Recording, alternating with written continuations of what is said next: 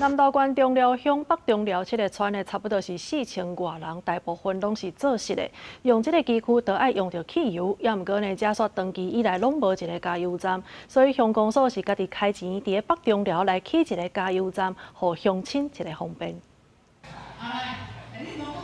农民挂桶仔来涂油，过去南投中寮这居民，拢爱到10多公里外南投市加油，来回就爱1点钟。尤其当地足些人爱用农机货车，拢爱先用桶仔加油，等咧处理工寮。中寮乡公所认为安尼有安全的记录，利用当地资源找地，家己起加油站，招标委外经营。加油站礼拜2开幕。拢爱2、3桶啦，才有够用啦。因为奥摆啊车吼。常常若无油的时吼，安尼无方便，所以拢爱储油。要去转杀手机不造假的，即马真方便啊，毋免讲载明仔载后真正几啊工就要载转来厝里放的。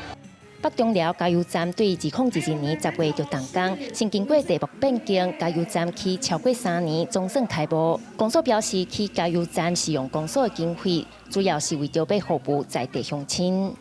种种安尼一关过一关，所以讲无通啊讲。气候都随家啦，包括到我们县政府这边来的申请呢，在建造上面，我们也在这个法规上面来协助。希望大家乡亲会用支持，会用互这个站，互伊一个正常的迄个回转率。中寮乡公所目前和业者签约5年，以1年7万多块租予业者来经营。业者是南中寮的人。伊讲咧，庄卡经营加油站会较困难，不过只要无了钱，无了真济，就会继续做，也算是服务地方、服务乡亲。记者辛平仪南投报道。